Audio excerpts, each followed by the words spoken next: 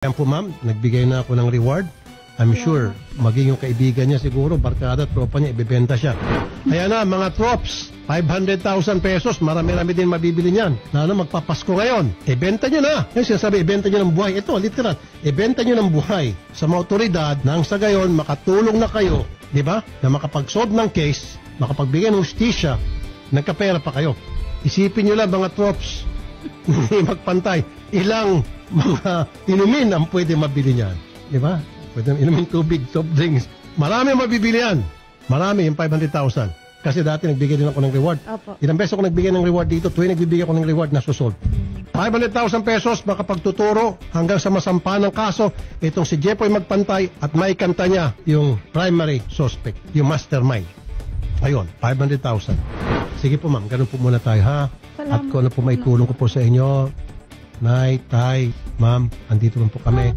At yung aking pong tanggapan sa Senado, open po kung kinakailangan po. Kung halimbawa, parang nakikita natin na wala na pupunta investigation, tayo po pwede magpatawag ng Senate hearing in aid of legislation na para talagang malaman natin ano nangyari.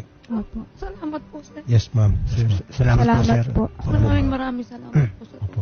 Magandang hapon po. Ganda na. Ang reward. Ginawa ko to noon, na-solve ko, gagawin ko ulit ngayon.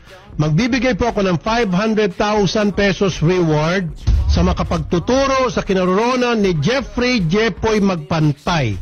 Isa pong napakahalagang witness ito. Kapag naituro niyo po yung kanyang kinaroroonan at hanggang sa siya po ay nasampahan ng kaso, makakatanggap po ang sino man ng 500,000 pesos cash coming from me from my own pocket. Pero ko pong sarili yan. Ayan po. Pagmasdan po na mabuting pagmumukha po ni Jeffrey Jepoy Magpantay. Ito po ay personal bodyguard and driver ni Major De Castro.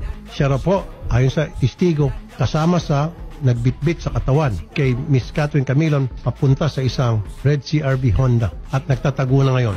Ganitong gawin mo, Mary. Kailangan ng cooperation talaga dito. I'm sorry, I don't want to put pressure dito po sa kamag-anak ni Major na wala namang kinalaman sa kaso. Pero sa ngalan ng pagbibigay ng linaw sa isang kaso na medyo malabo pa, nahirapan yung mga pulis natin para mapabilis yung paggulong ng kaso, ma-identify yung mga tamang suspect, then ang susi rito ay itong driver. And I'm sure kung driver bodyguard ito ni Major, then kilala ito ng family ni Major. So the PNP should talk to the family of the Major para magbigay ng info. Hindi natin kailangan banggitin pa yung pangalan, pagkakalinlan ng wife at family Major.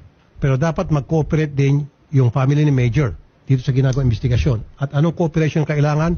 Sabihin ng family ni Major kung sino itong si Jeffrey Jepoy Magpantay. At least doon man lang tutulong.